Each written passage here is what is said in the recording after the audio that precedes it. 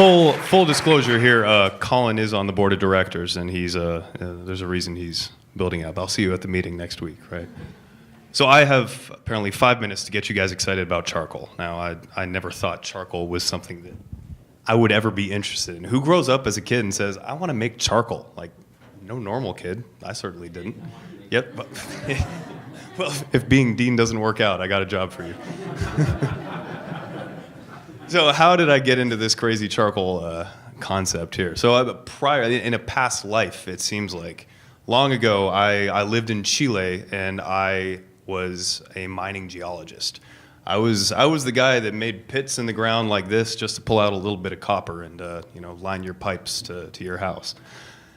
And that didn't quite sit well with me, just for obvious reasons, but kind of the visceral reasons. You look at the Atacama Desert and you're tearing up the land, but also I started seeing a more social justice aspect to it too. As I started learning Spanish while I was down there, I saw a graffiti that said "El cobre es nuestro," and that got me starting to think. It means that the copper is ours.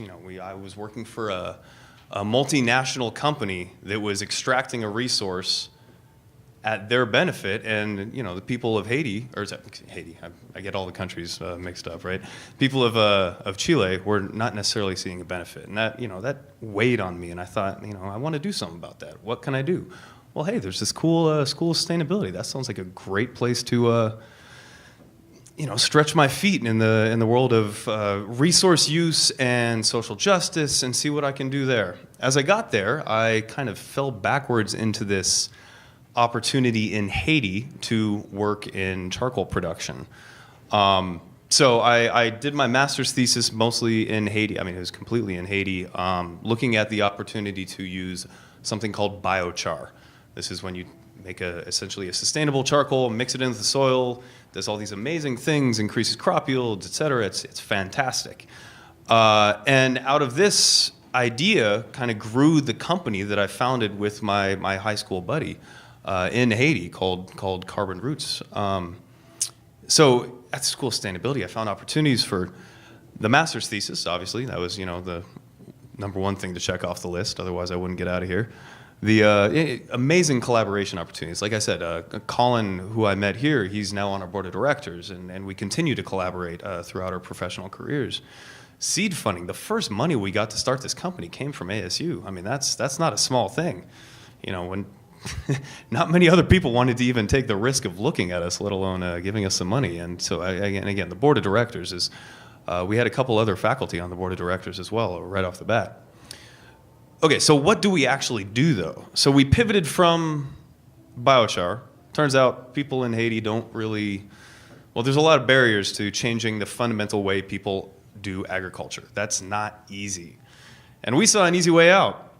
We had a great way of making charcoal from a complete agricultural waste, something sugarcane. So for work, I have to go to a lot of distilleries, a lot of rum distilleries. I know it's difficult. I live in the Caribbean and go to rum distilleries.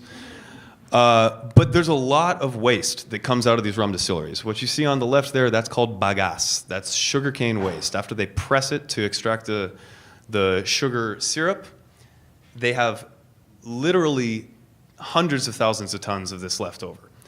And they pile it up in piles bigger than this room, and they burn it. They get rid of it. We thought we can do something else with that. We collect this, take it to a central processing facility. We have a factory there where we convert it into a charcoal powder, press it into briquettes. I mean, we're the sustainable Kingsford of Haiti. That's what we do. We make Kingsford charcoal. Ours is actually a little better. But we don't chop any trees down, which in this country is not a small thing. 90% of the population of Haiti cooks with charcoal every single day. It's a country of about 10 million people. So you have 9 million people cooking with charcoal every day. That charcoal has to come from somewhere. Doesn't come out of the ground. It's not coal, it's charcoal, which means it comes from trees. Now, I don't know if you guys, this probably would have been a good slide to add on here now that I think about it, but you ever seen the satellite pictures of Haiti and the Dominican Republic? Haiti has, give or take, 2% of its forest left. It should be lush tropical jungle. It's completely, it's nearly desert at this point, which is a shame because it'd make the beaches a lot nicer if there are trees on them. But there are significant issues that result when you lose your trees. I mean, you can ask the people of Easter Island. It's not great. You have increased landslides, flooding, your agricultural production bottoms out. Right now, Haiti's in the midst of a huge food crisis. So by producing this charcoal, one of the main reasons for deforestation, we can shift the paradigm there and produce a drop-in alternative, meaning that it's the same as any other charcoal. If you've barbecued, it works. This is just what you barbecue on the weekends with here. You're making hot dogs. People in Haiti are cooking goat, but it's about the same thing. So it's an incredible alternative that we're able to really leverage and scale up and have a significant impact. Here's just a quick laundry list of what we've done just over the past few years. And in fact, I submitted this, I think, last week, and since then we're up to 100 full-time employees. Suppliers, salespeople, we're creating significant jobs in the poorest country in outside of sub-Saharan Africa. So this really has a big financial, steady impact for these families.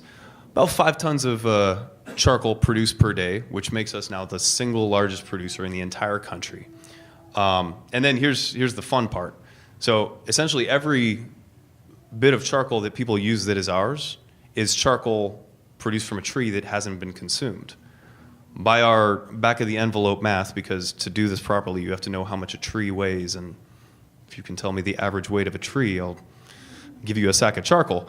But based on our metrics that we use, we've saved 650,000 trees in this country alone, and convert that to CO2 offset, because our charcoal is 30% lower CO2 emissions than wood charcoal. We're talking 270,000 tons of CO2 offset just in the past few years that we've been doing this, and we're just getting started. I mean, we have incredible growth plans. It's exciting. So, to wrap this up, if you want to buy some charcoal, let me know. I got you.